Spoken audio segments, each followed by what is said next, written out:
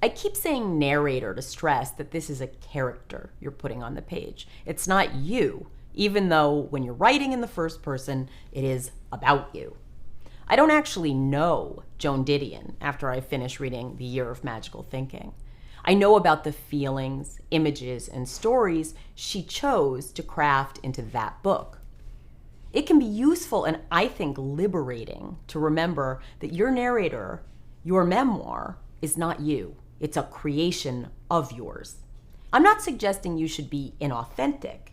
If you're inauthentic, you've already lost the game. I'm suggesting you should be deliberate. So who do you want your narrator to be on the page in your memoir or personal essay? Or more importantly, who does your story need you to be? Which version of yourself? For one thing, you want to enter the consciousness of the self from the time in your life you are writing about. If you're writing a scene about your childhood, are you writing it as a child, with a child's vision of the world and a child's understanding of emotion and behavior and consequences? Or are you writing as your current self, with your current perspective, looking back at that time? And regardless of time, to what extent are you inhabiting the narrator's perspective solely? And to what extent do you want to inhabit other characters in the story? Will you be speaking for them or just about them? Are you going to tell us what other people said or tell us what they're thinking and feeling? So for instance, in the poet Nick Flynn's colorfully titled memoir, Another Bullshit Night in Suck City, which is largely about his relationship with his father, who is homeless, he sometimes inhabits his father's perspective. In Boston, the bars close at 1. The next wave of revelers, more gregarious than the earlier crowd, bleary and headed home, push their way inside. Sometimes they give you a hassle, sometimes they flip you a few bucks. A little lit, sometimes they try to start up a conversation, sit on the floor next to you, offer you a drink, want to know your name. You seem like a regular guy. How'd you end up here? Where? My father asks. So this is Flynn's memoir. It's his story, and it's in the first person. But in passages like the one I just read, he's speaking for and really as his father. He's telling us what his father witnesses and how people react to him, even though the narrator is still Nick Flynn. He would never use the pronoun I to mean anyone but himself, but we're still getting an experience here that is distinctly his dad's. We're going to do an exercise on perspective to examine this, and you should get out a notebook and a pen to do it or use your computer, however you like to write. And the video will pause, and you want to give yourself about 5 minutes to do this before you hit continue. Think of a first in your life. A first kiss, first heartbreak, first job interview, first experience of violence, first time you drove a car or went swimming or whatever.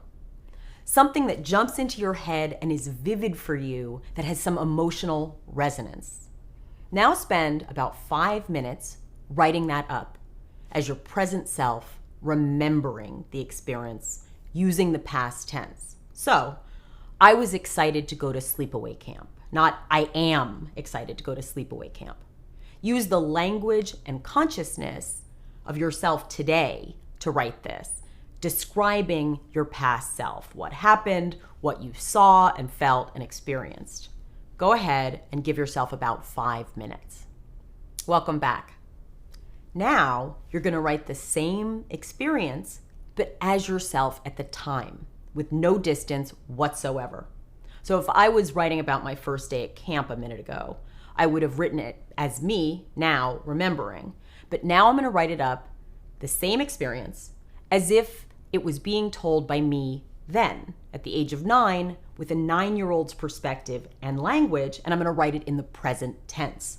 This time it is, I am excited to go to sleepaway camp. And then I'm going to tell you about why and what it's like as if I'm 9. Go ahead and you can hit continue in about 5 minutes. Hi again. Okay, we're going to write that up one last time, I promise. But this time, we're going to use the third person. Instead of writing as yourself, you're going to write as an omniscient narrator about yourself. So not I was excited about going to sleepaway camp. She was excited. She was excited to go to sleepaway camp. In this iteration, I will write from a God's eye perspective. I know all about what this character, Ariel Levy, felt when she was going off to sleepaway camp in New Hampshire, but I'm also going to allow myself to write as if I know all kinds of things, not just what Ariel Levy felt, but maybe what her mother felt, putting her only daughter on that overcrowded, undersupervised bus. And maybe I'll write about what the bus driver was experiencing, or what the other kids on the bus were experiencing. Or if I want to go crazy, maybe I'll even personify the bus itself and describe its experience of being crammed full of nervous, excited kids who are leaving home for the first time. The important thing is to write it up as if you aren't looking out of your own eyes, or not only out of your own eyes in this version. You can see everything. You know everything, and you get to decide what to tell the reader.